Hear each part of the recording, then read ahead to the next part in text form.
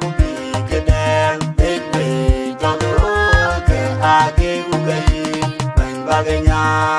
don bo bi e ban lo on yin cha ga go po ke e ye ko jog dem go jai ro ben ku jem ye ko men ye a kor to ko ke lo le ga mer yo ke ye ta ja ge ni bi gu le la ni na ke to yo ye me ro ja ni la to dei o ye yin ti du chen ye yo ja wa ka pol ai yo chu ke ko yin ye lan de yor bu yin ke wa ro de yo de le ye ni yo wa ku bi ke dem be be to do ke age u ke ban ba ge nya in ke de ga ja lo ye chu ke re to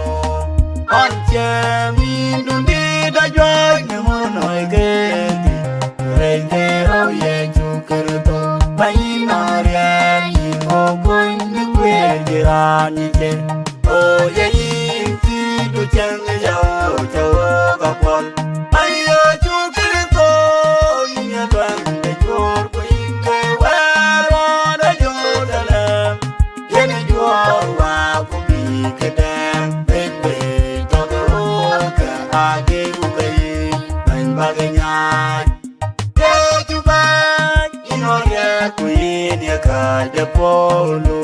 yen ga yin ho lon de jo ge re o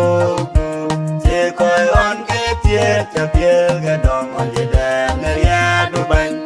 o ye yin ti du chang ya cho ka pol ai yo chu ke ko yin ye lon de jor ko yin ke wa ro de yo de le ye ni yo wa ku bi ke dem be be to do ke age u ke ban ba ga nya Lord ban you go nya le gam ne po ban je ba you I know we can ye chu be lo cho pol go ye you yam ye le ngadi kare ku a pali o ye yin ti du chen yo cho ka pol ai ye chu ke ko yin ye lwan de jor ko yin ke wa ro de yo de le ye ni yo wa ku bi ke dem be be to do ke age ku ke ban ba ge nya Malaika aji pe doro bolo goro jote goro jowe ote je malaika ne kwa le bi don kwa ge pe doro je na ke kwan be onda don lo ya pot kerezano o ye ti du chang ya o ga pol ai ya chu ke ko yin ye ban de jor ko yin ke wa ro de yo de le ye ni yo wa ku bi ke dem be be to do ke age u ke ban ba ge nya ani ro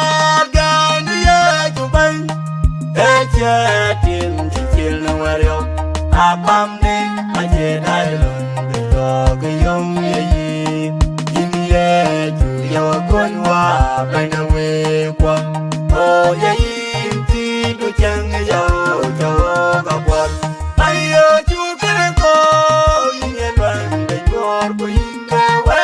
ro de yo de le ye ni yo wa ku bi ke dem be be to do ke age u ke ban ba ge nya ye ra on to ge yin ye na ti gu yin do le na on chin nyan de ja ro jo pol cho choi ye mi nga ping ne ye du bai ye ne o ye de gam ye chu a go ku ya long ne ba del kwa